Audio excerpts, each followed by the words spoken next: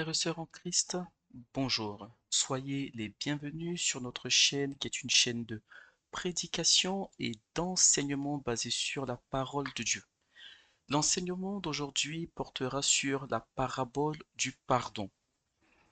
Mais avant d'aller plus loin, confions ce moment au Seigneur. Éternel Dieu Tout-Puissant, merci pour ta grâce dans nos vies. Que ton règne vienne. Que le cœur de tout auditeur et de toute auditrice soit disposé à recevoir ta parole et qu'elle porte du fruit dans nos vies pour ta gloire par l'œuvre du Saint-Esprit au nom de Jésus. Amen. Le pardon. Aujourd'hui, nous allons parler du pardon et nous allons parler du pardon en deux grandes étapes. Nous allons dans un premier temps parler de l'offense ou du scandale et après nous allons parler du pardon. Avant de rentrer dans le vif du sujet, j'aimerais faire un petit rappel.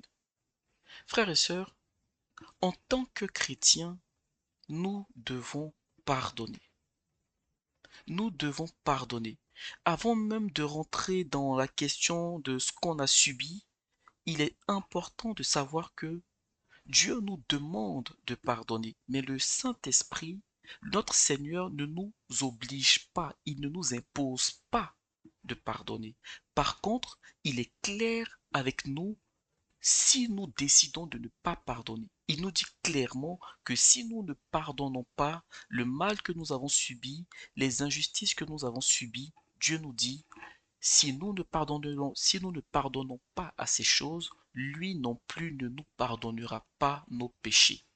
Et en tant que chrétiens, chrétiennes, nous savons que si Dieu ne nous pardonne pas nos péchés, alors nous ne pouvons pas entrer dans son royaume des cieux, dans son royaume des cieux. Nous ne pouvons pas être sauvés. Euh, Lorsqu'on parle du pardon, pardonner n'est pas quelque chose de facile. Il y a certaines personnes qui ont subi des injustices. Il y a certaines personnes qui ont subi des choses violentes. Et ces personnes-là portent encore ce mal en elles. Et ce mal qu'elles ont dans leur cœur, ce mal-là est comme un poids. Frères et sœurs, le pardon n'est pas quelque chose de facile. Donc, on va commencer un enseignement sur le pardon, que le Saint-Esprit nous accompagne, que le Saint-Esprit dispose votre cœur. Parce que je ne peux pas venir comme ça et vous dire, pardonnez, pardonnez, pardonnez. Je ne sais pas ce que vous avez vécu. Vous savez, frères et sœurs, il y a des, des personnes qui ont été violées dans leur enfance et de surcroît par des personnes qui sont proches d'elles. Il y a des personnes qui ont été abusées. Il y a des personnes qui ont été battues. Donc, dans ce cas de figure-là, on ne peut pas dire que pardonner c'est facile. Pardonner n'est pas quelque chose de facile. Je peux vous donner quelques témoignages que j'ai entendus très rapidement. Il y a un frère en Christ brésilien qui, avant qu'il donne sa vie au Seigneur, son propre père avait voulu le tuer. Plus tard, son père a donné sa vie au Seigneur et son père a demandé pardon. Mais ce jeune homme-là ne voulait pas pardonner au début. Quelque temps après, quel- quelques années après, euh, il a rencontré le Seigneur. Ce n'est pas la même année qu'il a rencontré le Seigneur que Dieu l'a envoyé pour pardonner. Le Saint-Esprit a fait un travail dans son cœur jusqu'au jour où son père l'appelle et il décide de décrocher le téléphone et tout en pleurs, il pardonne à son père. Vous voyez, comment demander à une personne qui a vu son père, qui est censé être son protecteur, qui est censé le couvrir d'amour. Quelqu'un voit son père vouloir porter atteinte à sa vie et on lui demande de pardonner. Il y a des choses que nous avons vécues sans le Saint-Esprit, ce n'est pas possible. Ce n'est pas possible. Quand on n'a jamais été violé, on ne peut pas se lever et dire à une personne qui a été violée, pardonne, pardonne. Oui, Dieu souhaite que tu pardonnes, même si tu as été violé, le Saint-Esprit souhaite que tu pardonnes à ton bourreau. Le Saint-Esprit souhaite que tu pardonnes à la personne qui t'a fait du mal, même si c'est quelqu'un qui est proche. Dieu souhaite qu'on pardonne, qu'on lâche prise. Mais oui, ce n'est pas facile. Alors, c'est un sujet délicat à aborder et que le Seigneur le conduise, que le Seigneur nous aide à ce que son message soit bien transmis et qu'il soit bien reçu. Nous allons donc maintenant rentrer dans le vif du sujet. Lorsqu'on parle de pardon, il y a la plupart du temps deux étapes ou deux parties. Il y a la partie de l'offenseur et la partie de l'offensé. L'offenseur est celui qui a fait du mal et l'offensé est celui qui a subi le mal. Très souvent, nous nous focalisons souvent sur le fait que nous avons été victimes, mais par moments, nous avons aussi fait des victimes dans nos vies. Par moments, nous avons aussi fait des victimes dans nos vies. Il y a un grand pourcentage des personnes qui ont violé, qui elles-mêmes ont été violées dans leur enfance. Donc, avant de parler du pardon, nous allons commencer par l'offense. La parole de Dieu est riche d'enseignements sur le pardon. Nous allons commencer par l'offense. Donc cette première partie est appelée l'offense ou le scandale. Donc lisons dans Matthieu chapitre 18, versets 1 à 7. En ce moment, les disciples s'approchèrent de Jésus et dirent: Qui donc est le plus grand dans le royaume des cieux? Jésus, ayant appelé un petit enfant, le plaça au milieu d'eux et dit: Je vous le dis en vérité, si vous ne vous convertissez et si vous ne devenez comme les petits enfants, vous n'entrerez pas dans le royaume des cieux. C'est pourquoi quiconque se rendra humble comme ce petit enfant sera le plus grand dans le royaume des cieux. Et quiconque reçoit en mon nom un petit enfant comme celui-ci me reçoit moi-même. Mais si quelqu'un scandalisait un de ces petits qui croient en moi, il vaudrait mieux pour lui qu'on suspendît à son cou une meule de moulin et qu'on le jetât au fond de la mer. Et Jésus continue au verset 7 en disant: Malheur au monde à cause des scandales. Car il est nécessaire qu'il arrive des scandales, mais malheur à l'homme par qui le scandale arrive. Amen. Dans ce passage, Jésus-Christ est assis et Jésus-Christ est très pédagogue. Jésus-Christ, lorsqu'il enseigne des choses à ses enfants, il va toucher le point central, il va jusqu'à la source. Donc, Jésus-Christ est avec ses disciples et ses disciples euh, euh, euh, viennent lui poser une question et pour savoir qui est le plus grand. Mais ça nous montre quelque chose là. On est en train de parler d'offense. Regardez, frères et sœurs, comment Jésus-Christ commence en répondant à sa question. Là, quand vous regardez le début de la question, c'est Seigneur, qui est le plus grand? Jésus-Christ prend la question de qui est le plus grand et il termine sur malheur au monde à cause des scandales. Car il est nécessaire que le scandale arrive, et malheur à celui par qui le scandale arrive. Mais on a l'impression que c'est un hors-sujet. Non. Jésus-Christ touche un point central. Le fait que Jésus-Christ prenne un enfant à titre d'exemple, il y a un point essentiel qui est présent dans la vie de 99% des êtres humains. Et Jésus-Christ touche ce point. Et ce point-là, c'est la source de beaucoup de problèmes. Les disciples demandent ici à Jésus-Christ: Qui est le plus grand? Qu'est-ce que cette question révèle? Cette question révèle une comparaison entre eux.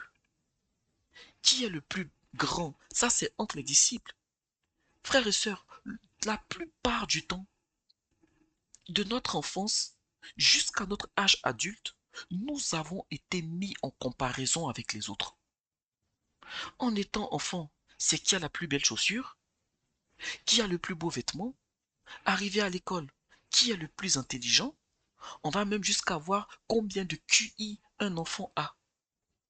Donc, on a des classements. Je ne dis pas que c'est mauvais. Je dis que nous avons grandi dans un environnement où nous avons constamment été mis en comparaison. Et donc, lorsqu'on grandit, c'est qui est le plus beau, qui est le plus riche, qui a la plus belle maison, qui a la plus belle voiture. Ce n'est pas mauvais d'être intelligent, ce n'est pas mauvais d'être beau, d'être riche. C'est le Seigneur qui bénit qui il veut. Mais être dans un état d'esprit de comparaison, lorsque vous grandissez, depuis votre enfance, on vous a dit que vous êtes le plus intelligent, à un moment donné, vous l'avez tellement entendu que ça risque de semer l'orgueil dans votre cœur. Quand vous grandissez, quand on vous dit que vous êtes la plus belle, à un moment donné, vous allez finir par avoir un sentiment de supériorité par rapport à votre beauté, on va dire, concernant votre beauté par rapport aux autres. Donc, nous avons grandi dans un environnement où on nous a mis en comparaison avec les autres. Mais en fait, qu'est-ce qui se cache après cette comparaison? Qu'est-ce qui vient après le fait d'être comparé? Lorsqu'on est comparé, on a tous envie d'être au-dessus. Quand on rentre dans une classe et qu'on dit qu'il y a le plus intelligent, personne ne veut être le moins intelligent. Tout le monde veut être le plus intelligent quand on dit qu'il y a la plus belle chaussure. Tous ceux qui sont comparés veulent être la plus belle, veulent avoir la plus belle chaussure quand on dit qu'il est la plus belle. Toutes celles qui sont comparées veulent être la plus belle. Donc, finalement, cette comparaison, cet état d'esprit d'être constamment mis en concurrence avec les autres développe inconsciemment en nous le désir d'être au-dessus des autres. Et vous voyez dans l'exemple que Jésus-Christ donne, il dit, si vous ne vous convertissez et si vous ne devenez humble, donc Jésus-Christ va prendre la source des problèmes de l'humanité qui est l'orgueil. Il va prendre cette source-là et il va la mettre au centre et il leur dit, votre problème c'est l'orgueil. Vous avez besoin d'être comme des petits enfants. Avant de savoir qui est le plus grand parmi vous, dans mon royaume, j'ai changé les règles. C'est le plus petit qui est le plus grand. C'est celui qui sert, c'est celui-là qui est plus grand. Mais lorsque nous sommes comparés aux autres et que nous avons tendance à vouloir être meilleurs que les autres, j'ai envie de dire, c'est pour être au-dessus des autres. Ce n'est pas pour servir les autres. Ce n'est pas pour servir les autres. Et donc, Jésus-Christ, ici, il est en train de changer quelque chose. Il est en train de toucher un point central. Il leur dit, vous devez devenir comme des petits-enfants. Et il touche dans quel aspect? Ça ne veut pas dire qu'il faut qu'ils soient physiquement comme des petits-enfants, mais il dit clairement humble. Il parle de l'humilité. Au verset 4, je relis, il dit, c'est pourquoi quiconque se rendra humble. Regardez un petit enfant. Un petit enfant, et là, il ne dit pas un enfant, il dit un petit enfant. Les mots ont leur sens. Parce que lorsqu'on est, on est nourrisson et on grandit au fur et à mesure. On est petit enfant, enfant, ado, mineur. Donc quand on est encore petit enfant, on n'a pas encore enregistré tout, euh, euh, euh, euh, toute l'éducation que nos parents nous donnent ou que notre environnement nous donne. Donc le petit enfant, naturellement, il est humble. Vous prenez des petits enfants, vous les mettez entre eux, ils vont jouer entre eux sans le désir de se comparer. Un petit enfant ne sait même pas ce que est être plus beau. Il ne sait même pas ce que c'est que avoir la plus belle chaussure. Par contre, quand il grandit et qu'il a déjà commencé à être mis en comparaison avec les autres, il rentre dans le moule. Et donc Jésus-Christ dit à ses disciples d'être comme des petits enfants en ce qui concerne l'humilité. Le mot qu'il dit ici, c'est très, le mot ici est bien choisi. Il dit au verset 4, quiconque se rendra humble. Donc c'est un choix, c'est une décision. Il dit se rendra humble, comme un petit enfant. Alors, jusqu'ici, les disciples ont demandé, mais qui est le plus grand? Jésus-Christ, très bien, il dit d'accord, si vous voulez être le plus grand, rendez-vous plus petit. servez les autres. Et là, Jésus-Christ passe à un autre niveau. Et au verset 6, il dit, mais si quelqu'un scandalisait un de ces petits qui croient en moi, il vaudrait mieux pour lui qu'on le suspendît, qu'on lui suspendît à son cou une meule de moulin et qu'on le jetât au fond de la mer. Jésus-Christ s'adresse à ses disciples ici. Au verset 3, il leur dit, si vous ne vous convertissez et si vous ne devenez comme les petits enfants, vous voyez, frères et sœurs, on peut être chrétien, aller tous les dimanches à l'église, ou encore on peut se dire chrétien, aller tous les dimanches à l'église et ne pas être converti. Vous pouvez faire prendre des cours de discipulat. Vous finissez votre cours de discipulat et vous n'êtes pas converti parce que Jésus-Christ s'adresse à ses disciples. Et il parle de la conversion à ses disciples. Lorsque vous donnez votre vie à Dieu, la chose la plus importante, ce n'est pas être dans le discipulat, c'est important, mais le plus important, c'est la conversion. Et donc Jésus-Christ touche la conversion, il parle de l'humilité et il parle du scandale. Il demande, on comprend ici, de ne pas scandaliser les personnes converties, donc qui sont devenues comme des petits-enfants. La parole de Dieu est profonde. Un chrétien ne peut pas vivre sa vie comme bon lui semble. Il faut l'avoir à l'esprit. On entend souvent des gens qui disent, ou des chrétiens qui disent, je fais ce que je veux ou je vis ma vie et puis je m'en fous des autres ou je m'en fiche des autres, je dirige ma vie comme bon me semble. Oui, tu peux le faire. Mais il faut savoir une chose. Lorsqu'on est enfant de Dieu, on ne peut pas vivre sa vie sans faire attention aux autres. Parce que si vous ne faites pas attention aux autres, vous risquez de scandaliser les autres par votre façon de parler sans vous en rendre compte. Vous risquez de scandaliser les autres même par votre façon de vous vêtir. Par votre façon de vous vêtir. Et là, je fais référence aux chrétiens et aux chrétiennes. On ne connaît pas les combats de chacun. Lorsque le Seigneur dit malheur à qui scandaliserait un de ses petits-enfants, on a tout de suite tendance à croire que le scandale, c'est tout de suite violer une personne ou euh, euh, euh, euh, agresser la personne physiquement ou faire quelque chose qui va la choquer. Oui, mais le scandale peut être dans les mots. Un frère peut être scandalisé par un autre frère ou par une autre sœur parce qu'elle lui a manqué de respect, parce qu'elle a été agressive ou il a été agressif. Un frère ou une sœur peut être scandalisé en venant à l'église par la tenue vestimentaire d'une autre personne. Nous devons avoir ça à l'esprit. C'est pourquoi nous ne pouvons pas vivre notre vie en tant que chrétiens dans l'assemblée ou en dehors sans tenir compte des autres. Nous devons tenir compte des autres et ne pas nous laisser compromettre. Lisons dans 1 Corinthiens, ça va se clarifier par la grâce de Dieu. 1 Corinthiens chapitre 8, versets 10 à 12. La parole de Dieu nous dit, car si quelqu'un te voit, toi qui as de la connaissance assis à table dans un temple d'idole, sa conscience à lui qui est faible ne le portera-t-elle pas à manger des viandes sacrifiées aux idoles? Au verset 11. Et c'est ainsi que le faible périra, et ainsi le faible périra par la connaissance, par ta connaissance, le frère pour lequel Christ est mort, en péchant de la sorte contre les frères et en blessant leur conscience faible, vous péchez contre Christ.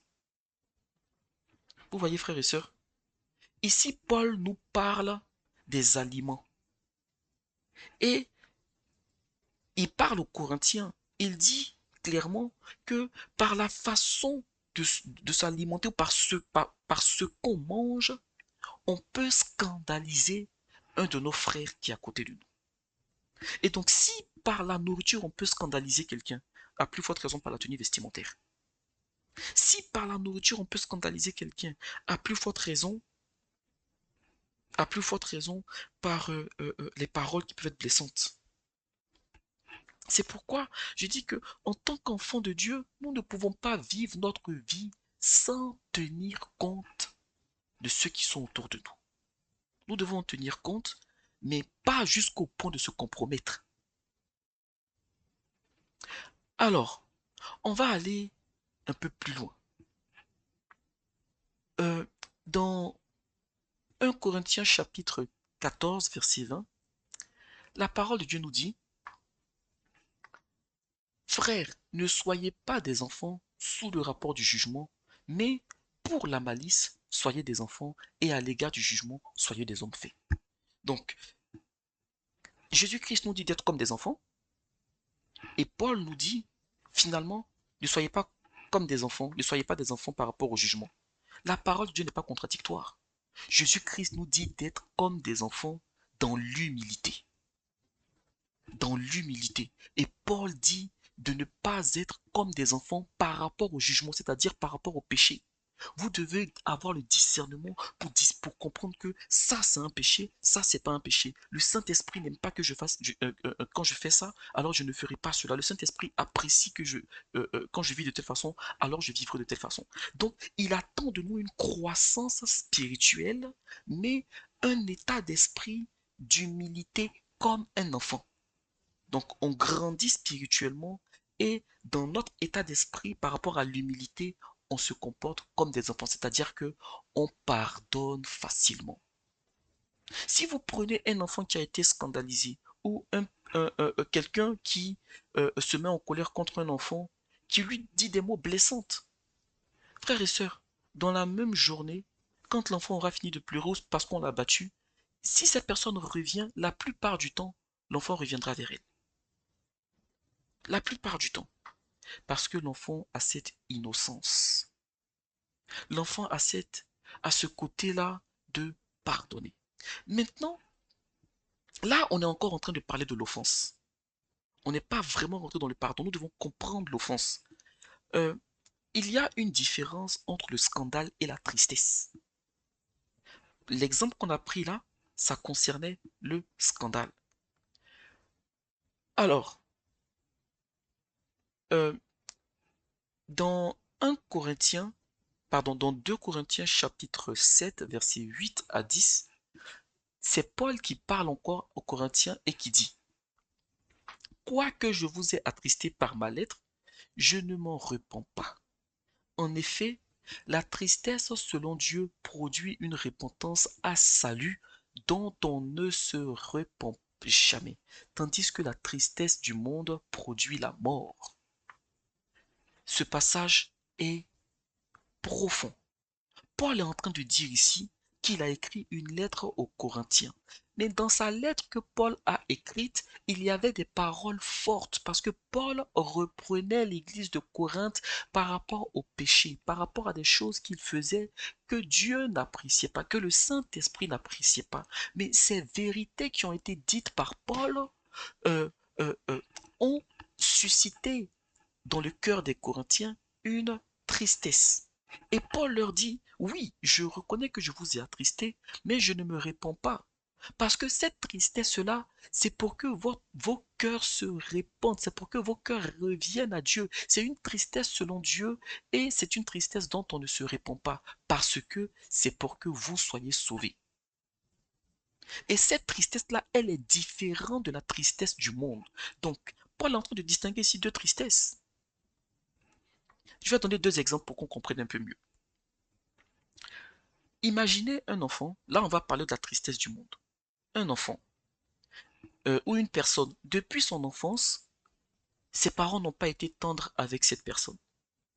Ses parents n'ont pas été tendres en mots, en actions, et cette personne a grandi avec beaucoup de blessures. Par exemple, quelqu'un à qui on a toujours dit tu es bon à rien, tu ne vaux rien.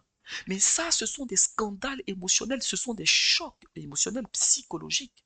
Il y a une violence derrière ces paroles. Parce que nous sommes des êtres humains, mais au début, lorsque nous sommes nés, notre cerveau était comme un CD vierge. Il n'y avait rien d'enregistré, en tout cas consciemment. Et donc, tout ce qu'on a subi, tout ce qu'on a entendu, tout ce qu'on a vécu, toutes ces choses-là, l'environnement où nous avons grandi, les écoles que nous avons fréquentées, l'éducation qu'on a reçue de nos parents, tout ça, eh bien, ça a été la gravure sur le CD vierge. Tout ça a été enregistré par notre cerveau. Et c'est tout cet ensemble-là qui, qui, qui, qui, qui, qui ont contribué à nous donner une personnalité. Des gens aujourd'hui ont peur. Naturellement, il y a des personnes qui ont peur parce que elles ont subi certaines violences dans leur vie. Et il y a d'autres personnes qui sont extrêmement violentes parce qu'elles n'ont vu que la violence depuis leur enfance. Eh bien, le cerveau, ce CD vierge, ou ce CD qui était vierge, il a enregistré cela et il a influencé la personnalité du concerné. Et donc, des gens ont été attristés dans le monde, ont été offensés, ont été scandalisés. Et Paul dit ici, cette tristesse-là, elle produit la mort. Ça veut dire que si vous ne lâchez pas prise, ce mal que vous avez vécu, ça va vous ronger toute votre vie et ça va être un blocage. Ça va vous empêcher d'avancer. Il y a des gens qui ont un gros potentiel, mais on les a tellement rabaissés depuis leur enfance que des choses même qu'elles peuvent faire, elles ne savent pas qu'elles peuvent le faire.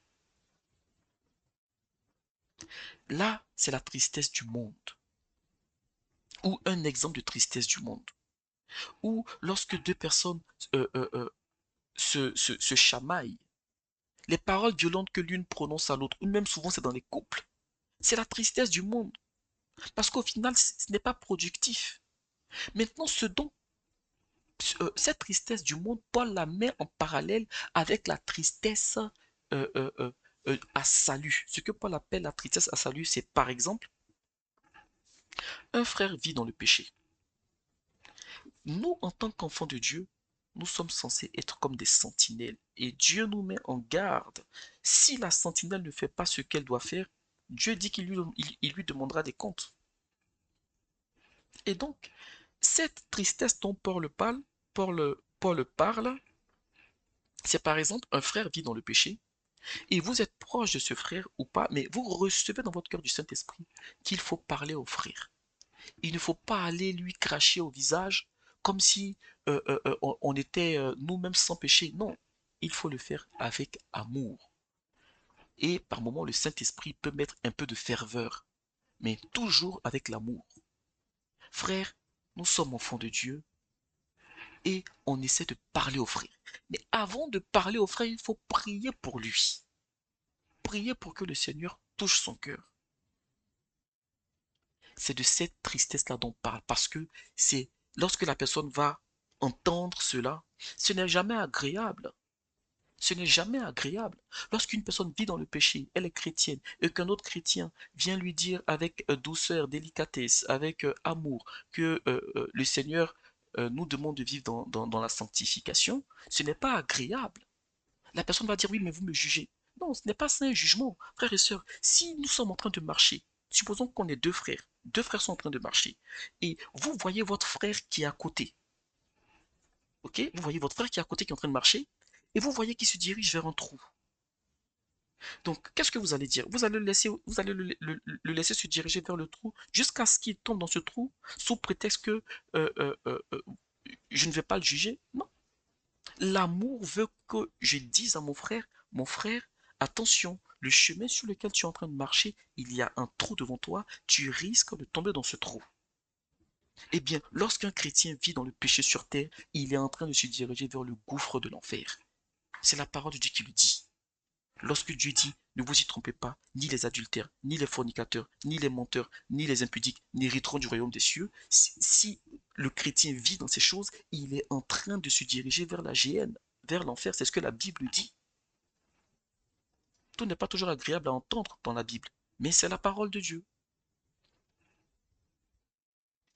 C'est comme les aliments qu'on mange, tout n'est pas sucré. Il y a du salé, il y a de l'épicé, il y a un peu de tout. Et donc, lorsque nous sommes enfants de Dieu, nous devons distinguer ces deux tristesses. Si nous sommes attristés parce on nous appelle à à la repentance, ce n'est pas un scandale. Et encore faut-il que ça soit bien transmis, ce message-là. Par contre, il y a tout cet aspect d'offense euh, euh, euh, qu'on a peut-être subi de nos familles, de nos amis, même souvent de l'Église. Des personnes ont été scandalisées par des gens de l'Église. Nous devons faire très attention. Parce que ce que Jésus-Christ dit à la fin de cette parabole, il dit un truc, il dit quelque chose qui doit nous interpeller. La phrase que Jésus-Christ prononce, elle est très profonde. Dans Matthieu 18, verset 7, il dit malheur au monde à cause des scandales. Car il est nécessaire qu'il arrive des scandales. Jésus-Christ est en train de dire oui, vous êtes des êtres humains, vous allez vous chamailler. Des gens seront scandalisés. C'est quelque chose, ça va arriver. Mais si ça arrive, vous chrétiens, vous chrétiennes, débrouillez-vous pour ne pas être les, les causes de ce scandale. Débrouillez-vous pour ne pas être responsable. Débrouillez-vous pour ne pas être les offenseurs. S'il faut choisir un camp, choisissez le camp des offensés. Là, le Seigneur, lui, viendra prendre votre défense. Mais si vous êtes parmi ceux qui ont offensé, la meilleure des choses, repentez-vous. C'est la meilleure des choses à faire. Parce que le Dieu qu'on sert, il est amour, mais il est aussi juste. Nous allons maintenant passer au pardon. Maintenant qu'on a vu l'offense. Lorsque j'étais enfant, j'avais vu une inscription. Je ne sais, je ne l'ai pas retrouvée dans la Bible, mais elle m'a énormément parlé. Et cette inscription disait, le pardon est une puissance qui libère. Le pardon est une puissance qui libère. Et je m'étais toujours posé cette question, mais qui libère de quoi? Le pardon est une puissance qui libère, mais qui nous libère de quoi? Frères et sœurs, lisons dans Matthieu chapitre 18, verset 21. On ne va pas lire tout le verset 21 à 35 et on verra un peu plus sur le pardon. Je vais lire les versets clés et j'expliquerai pour pas que ça soit trop long. Donc, euh, au verset 21, alors Pierre s'approcha de lui et dit, Seigneur, combien de fois pardonnerai-je à mon frère lorsqu'il péchera contre moi? Sera-ce jusqu'à 7 fois? Jésus lui dit, je ne te dis pas jusqu'à 7 fois, mais jusqu'à 70 fois 7 fois. On arrive au verset 24. Jésus-Christ donne une parabole et il dit dans sa parabole, le royaume des cieux est semblable à un roi qui voulut faire rendre compte à ses serviteurs. Quand il se mit à compter, on lui amena un qui devait 10 000 talents. Donc, on passe au verset 26. Le serviteur se jetant à terre se prosterna pour lui dire, se prosterna devant lui et dit, Seigneur, aie patience envers moi, je te paierai plus tard. Verset 27. Ému de compassion, le maître de ce serviteur le laissa aller et lui remit sa dette. Au verset 29, son compagnon, donc celui à qui on a accordé la grâce, son compagnon se jeta à terre, le suppliait, disant, Aie patience envers moi, je te paierai. Mais l'autre ne voulut pas, et il alla le jeter en prison jusqu'à ce qu'il eût payé ce qu'il devait.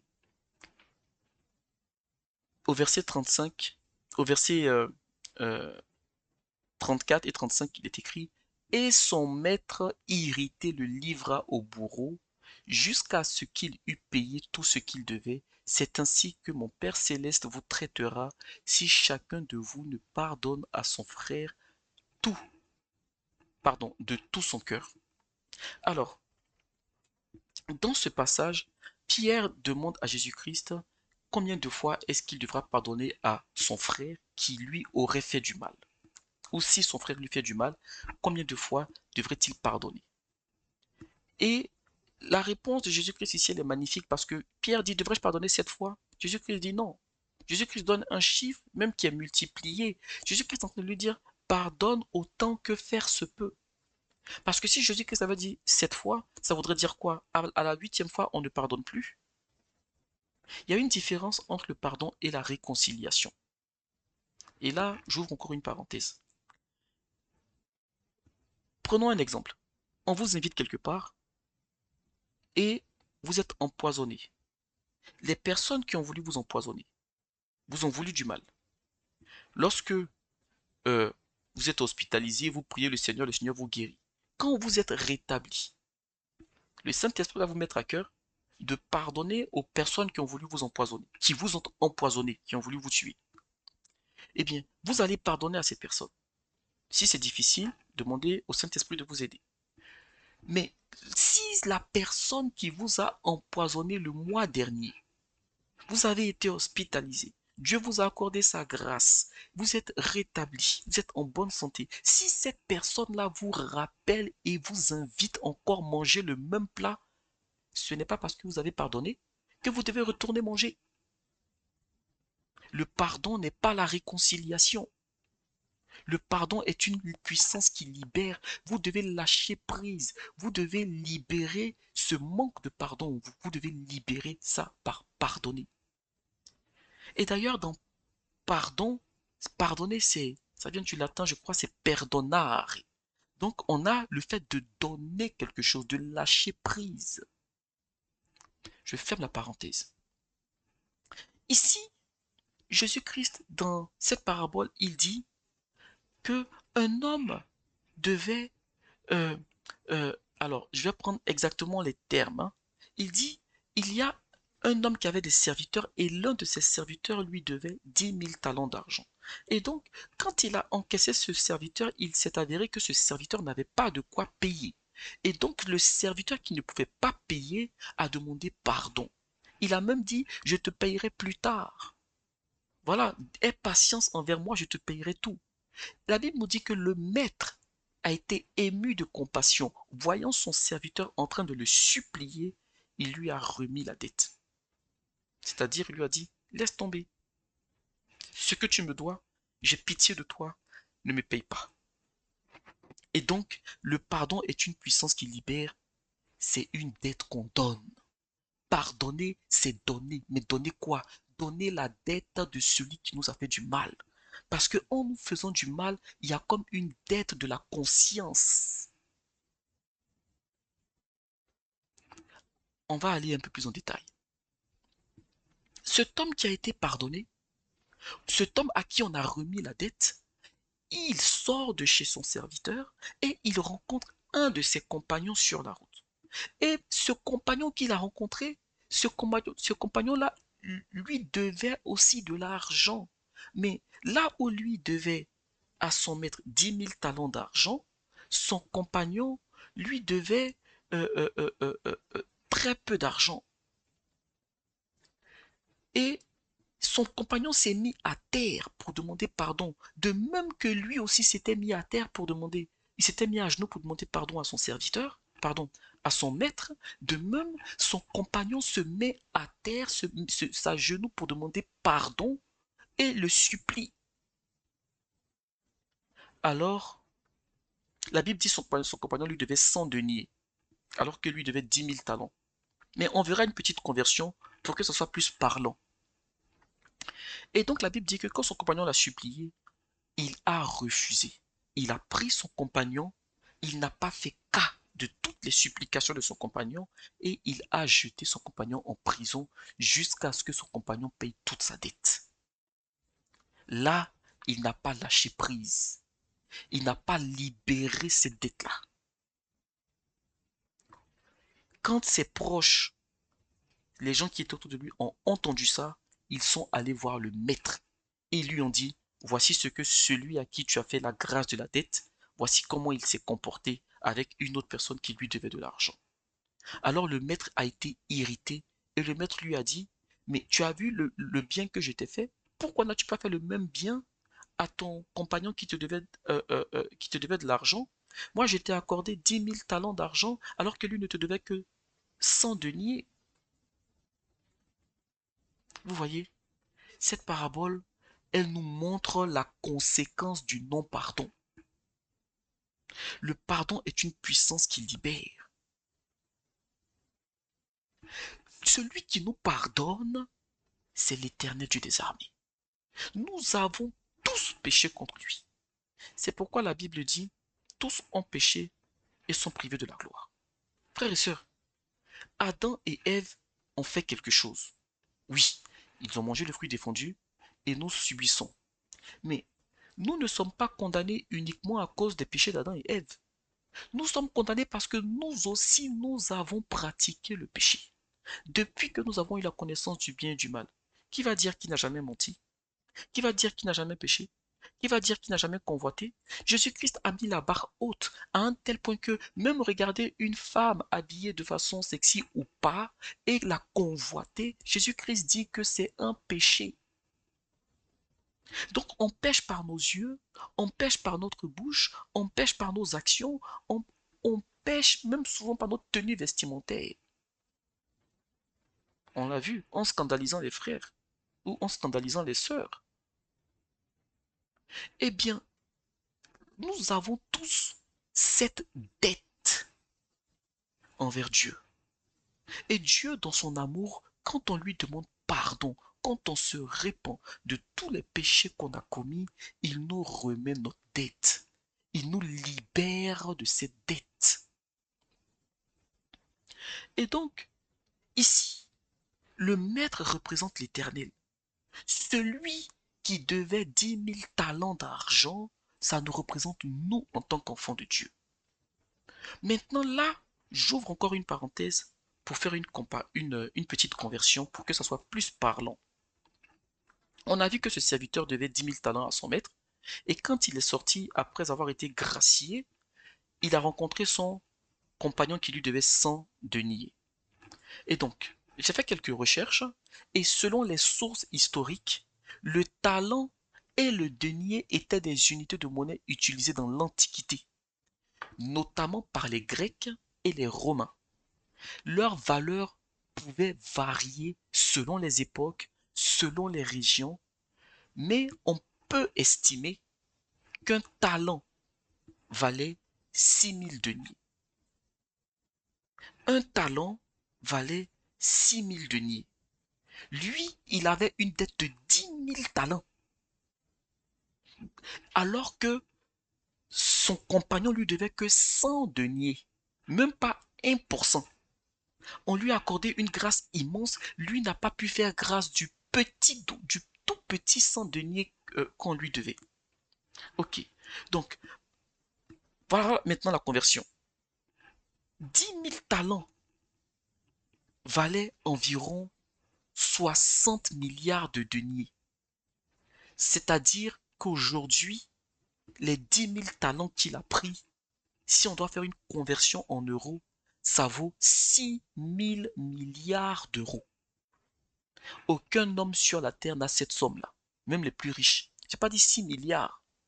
Les, les 10 000 talents qu'il devait, dans l'histoire que Jésus-Christ raconte, les 10 000 talents qu'il devait, aujourd'hui, si on convertit en fonction du temps, en fonction des temps, en fonction de l'inflation et tout, ça vaudrait à peu près 6 000 milliards d'euros.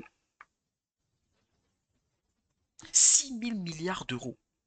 Et les 100 deniers que son compagnon lui devait, ça vaudrait aujourd'hui 10 000 euros, à peu près. Donc vous voyez, quelqu'un qui doit 6 000 milliards d'euros, on lui fait grâce, il sort de chez son maître, il rencontre quelqu'un qui lui doit 10 000 euros et il a oublié qu'on lui a accordé la grâce de 6 000 milliards d'euros, mais il va encaisser les 10 000 euros qu'on lui a pris.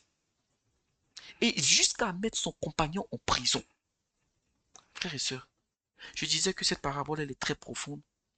Tous nos péchés ont coûté un prix cher à Dieu.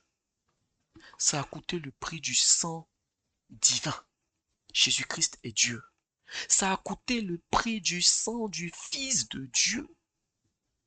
Frères et sœurs, Si Dieu veut louer le paradis une minute, la minute au paradis, là, elle va coûter même...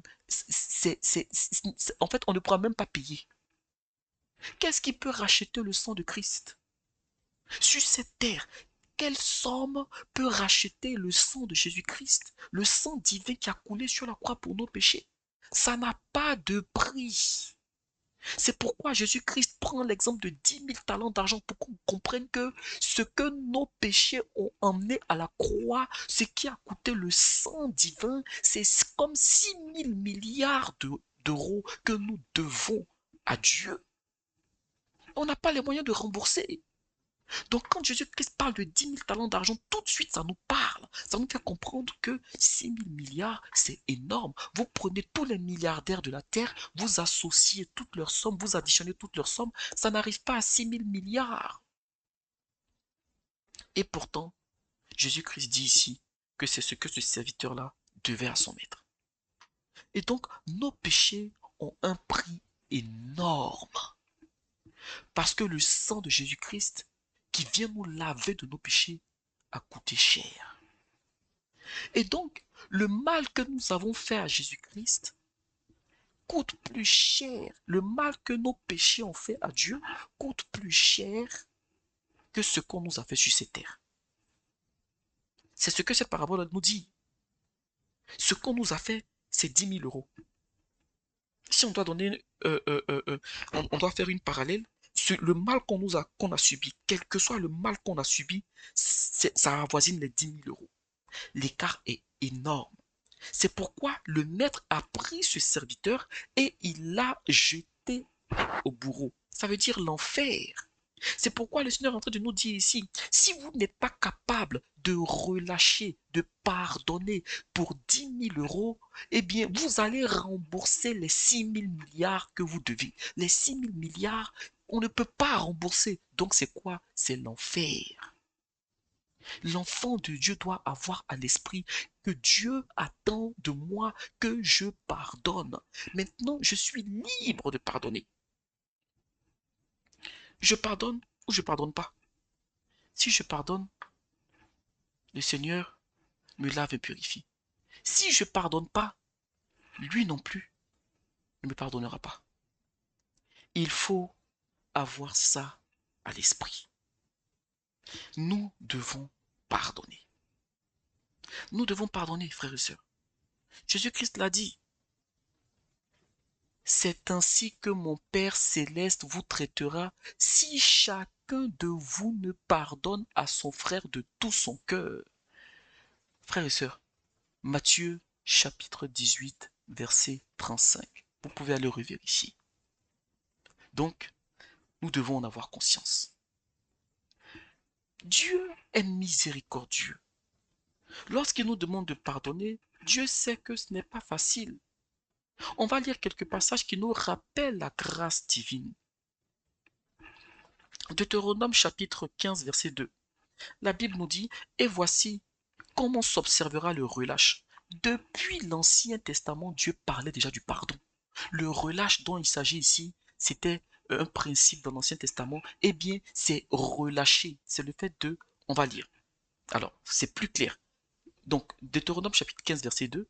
Voici comment s'observera le relâche. Quand on aura publié le relâche en l'honneur de l'Éternel, tout créancier qui aura fait un prêt à son prochain se relâchera de son droit et il ne pressera pas son prochain et son frère pour le paiement de sa dette. Vous voyez? Donc là, déjà dans Deutéronome, au temps de Moïse, Israël était sorti d'Égypte, Dieu avait déjà mis ce principe de relâcher, de pardonner et de pardonner, de lâcher prise, de libérer, de cette puissance qui libère. Le pardon est une puissance qui libère. Dieu en avait déjà parlé depuis l'Ancien Testament. Il y a un temps où Dieu a fixé lâcher prise. Le mal qu'on vous a fait, relâchez, laissez tomber, pardonnez. Psaume 145, verset 8, la Bible dit, l'Éternel est miséricordieux et compatissant, lent à la colère et plein de bonté. Matthieu chapitre 6, verset 12 nous dit, pardonne-nous nos offenses, comme nous aussi nous pardonnons à ceux qui nous ont offensés. C'est dans la prière que Jésus-Christ montre à ses disciples. Éphésiens chapitre 4, verset 32.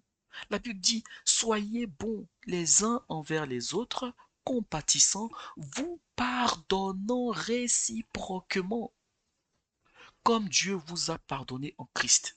La parole de Dieu est claire. Je passe sur ces versets-là, sur ces versets sans interpréter quoi que ce soit, parce que c'est clair. Il n'y a rien à interpréter là. Eh bien, Colossiens chapitre 3, verset 13, la Bible nous dit, supportez-vous les uns les autres. Et si l'un a sujet de se plaindre de l'autre, pardonnez-vous réciproquement. De même que Christ vous a pardonné, pardonnez-vous aussi. Frères et sœurs, on peut en citer et en citer encore. Et il y a pléthore de passages bibliques qui nous parlent du pardon. Il y en a plein. Et on nous montre ici qu'il y a une condition. Il y a une condition évidente que la Bible met en avant. C'est comme Dieu vous a pardonné, vous aussi pardonnez. Comme Dieu vous a laissé les 6 000 milliards d'euros ou de dollars, vous aussi lâchez prise des 10 000 euros ou dollars qu'on vous doit. Pensez à la grâce que Dieu vous a accordée. Et dites-vous que, quelle que soit l'injustice que vous avez vécue, ce que Jésus-Christ a vécu à la croix, c'est pire. Et là, les passages qu'on a lus nous montrent que oui, nous sommes des êtres humains. Par moment, il peut arriver que ça soit difficile entre chrétiens, entre chrétiennes, et qu'il y ait des malentendus, des incompréhensions. Et Paul dit, si l'un a sujet de se plaindre d'un autre, pardonnez-vous réciproquement. Alors, on arrive bientôt à la fin, mais je vais conclure par un point. Frères et sœurs, le pardon est une puissance qui libère. Mais il y a une chose à avoir à l'esprit. Concernant le pardon, il peut avoir des blocages par rapport au pardon. Il y a deux types de blocages. Vous êtes soit dans l'un, soit dans l'autre. Je vais évoquer ces deux types de blocages et avec des passages à l'appui, vous saurez ce qu'il faut faire. Le premier type de blocage, ce sont les personnes qui ne veulent pas pardonner. Si vous ne voulez pas pardonner, frères et sœurs, le Saint-Esprit ne viendra pas vous imposer le pardon. Mais au moins, soyez informés de la conséquence. Matthieu chapitre 18, verset 35 nous dit, c'est ainsi que mon Père céleste vous traitera si chacun de vous ne pardonne à son frère de tout son cœur.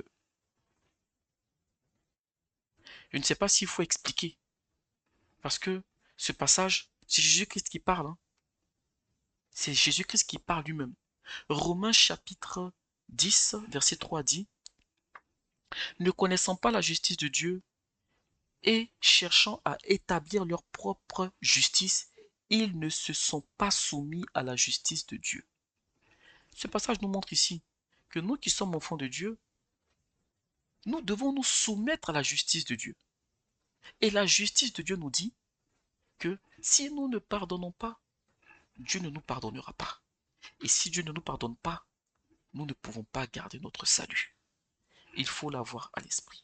Donc si vous décidez de ne pas pardonner, le Saint-Esprit n'y peut rien. Il ne vous l'imposera pas. Il faut en avoir ça à l'esprit. Ça, c'est le premier cas. Le deuxième cas, c'est... Alors, ce sont les personnes qui veulent pardonner, mais qui n'y arrivent pas.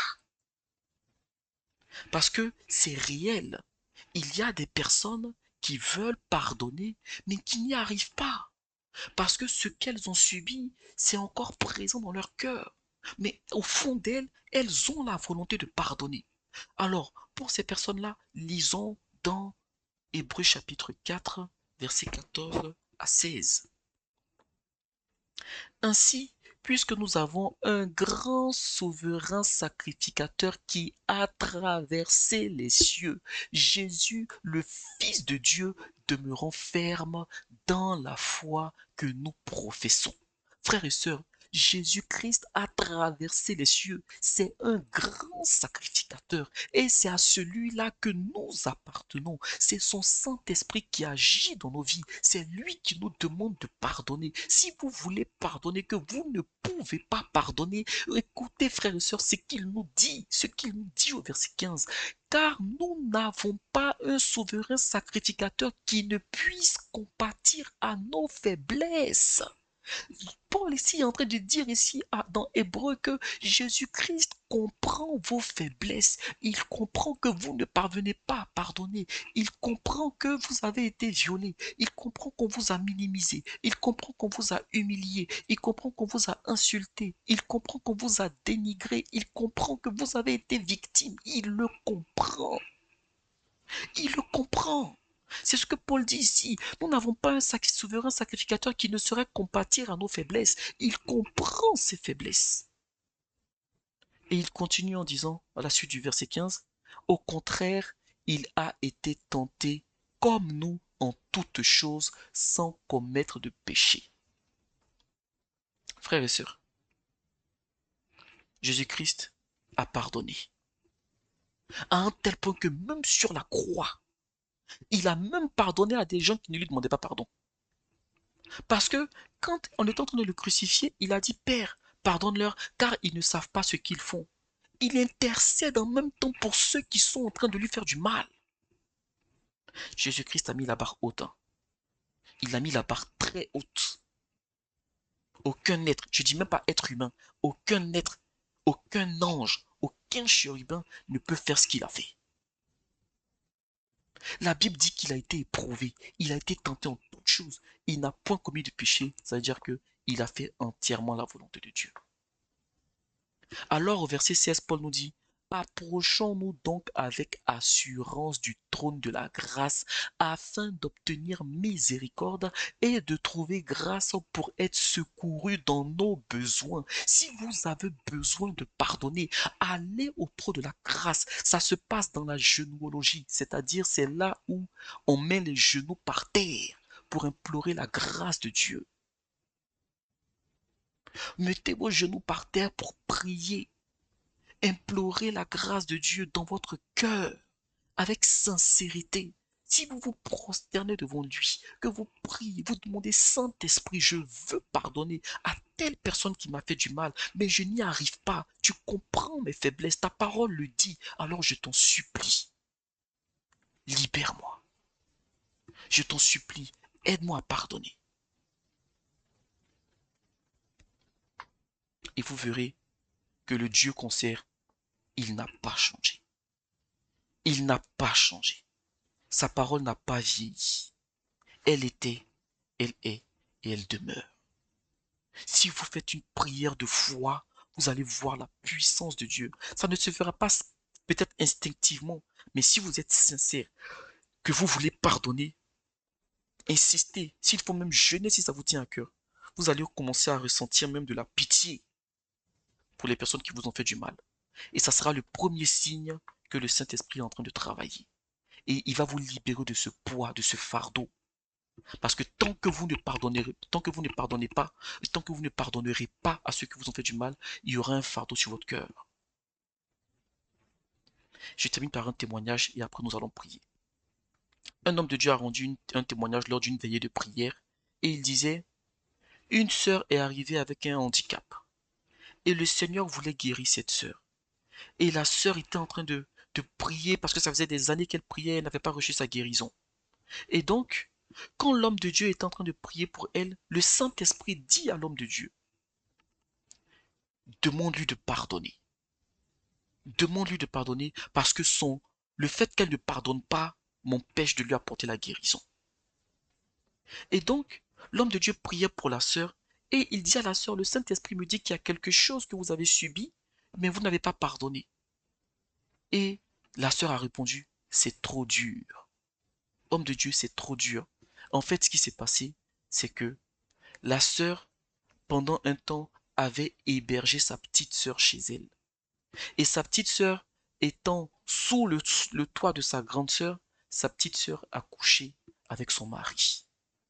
Et donc, ça a créé beaucoup de problèmes dans la famille Et après cette scène, elle a dit qu'elle ne pardonnerait jamais à sa petite sœur. Même étant chrétienne, il y avait ce fardeau. Alors, quand elle s'est retrouvée dans cette situation en train d'implorer pour son miracle, le Saint-Esprit lui a dit, c'est ça qui bloque ton miracle. Et donc, elle a demandé à l'homme de Dieu, s'il te plaît, prie pour moi. À ce moment-là, il y a eu le désir de lâcher prise. Quand l'homme de Dieu a commencé à poser la main à la sœur et à prier pour elle, elle a ressenti une force en elle, quelque chose qui a libéré son corps, qui a libéré son cœur, et elle a crié pendant la veillée, elle a hurlé, je pardonne. Et elle a reçu sa guérison sur le champ. Frères et sœurs, le pardon est une puissance qui libère. Avec l'aide du Saint-Esprit, nous allons terminer par la prière. Éternel, merci pour ta grâce, ta bonté et ta miséricorde. Merci pour tous tes bienfaits dans nos vies. Seigneur, merci pour cet enseignement. Merci parce que tu as conduit les choses. Merci pour la vie de nos frères, de nos sœurs qui écoutent ces enseignements. Tu vois les difficultés, les blocages dans la vie de chacun. Seigneur, s'il te plaît, pour ceux qui ne veulent pas pardonner, Seigneur, dans ta grâce, aie pitié d'eux. Touche leur cœur, envoie-les dans des situations qui les emmènera à pardonner. Pour ceux qui veulent pardonner, qui n'y arrivent pas, Éternel, dans ta grâce, touche leur cœur encore plus, touche leur cœur et conduis-les à lâcher prise. À lâcher prise. Le mal que nous t'avons fait est plus fort que ce que nous avons subi. Merci pour ta patience envers nous et que la gloire revient à toi et à toi seul. Par l'œuvre du Saint-Esprit, au nom puissant de Jésus-Christ. Amen.